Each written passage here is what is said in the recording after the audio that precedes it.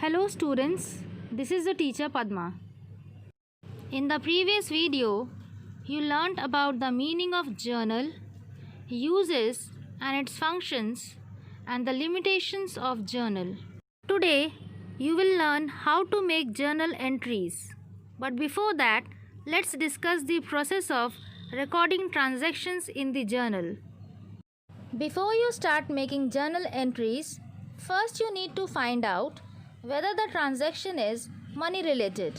Any transaction which cannot be measured in terms of money will not be recorded in the books of account. The next thing that you need to do is to identify the two accounts, aspects, parties involved in the transaction. The third thing is determine the types of the two accounts involved. That is, whether the account is personal, real, or nominal.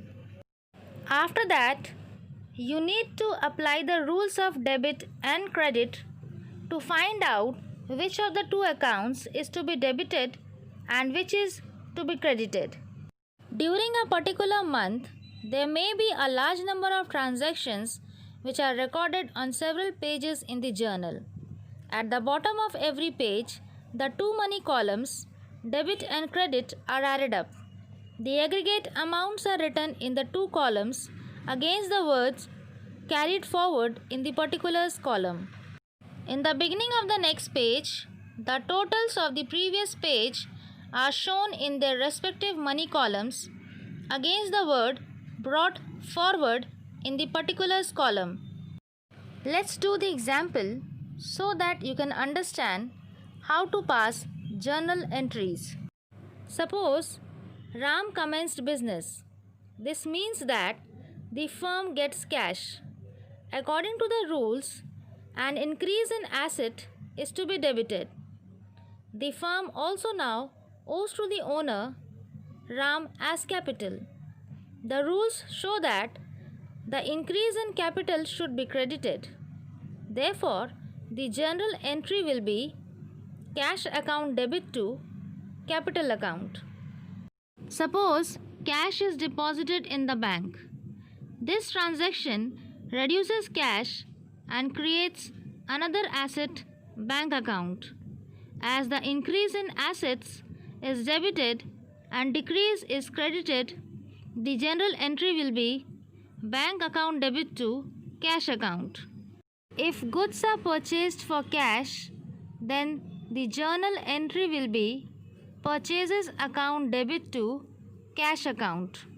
If goods are purchased on credit from Shyam, this increases purchases and creates liability. Therefore, the entry will be purchases account debit to Shyam.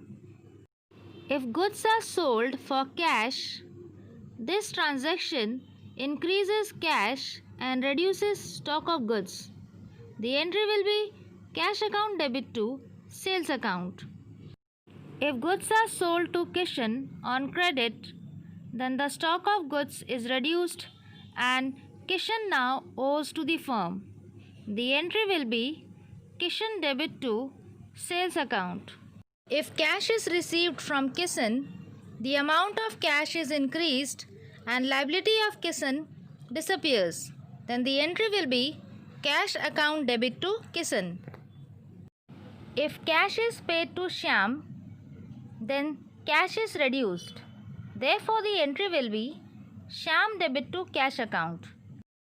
If rent is paid, again the cash balance decreases and expense is incurred. Then the entry will be rent account debit to cash account. If salary is paid to the clerk, again the cash balance decreases and an expense is incurred. The entry will be salary account debit to cash account. If interest is received, cash balance is increased and there is an income. Therefore, the entry should be cash account debit to interest account. If furniture is purchased for cash, cash balance is reduced and another asset is created. The entry will be furniture account debit to cash account. In the next video, we will be solving questions.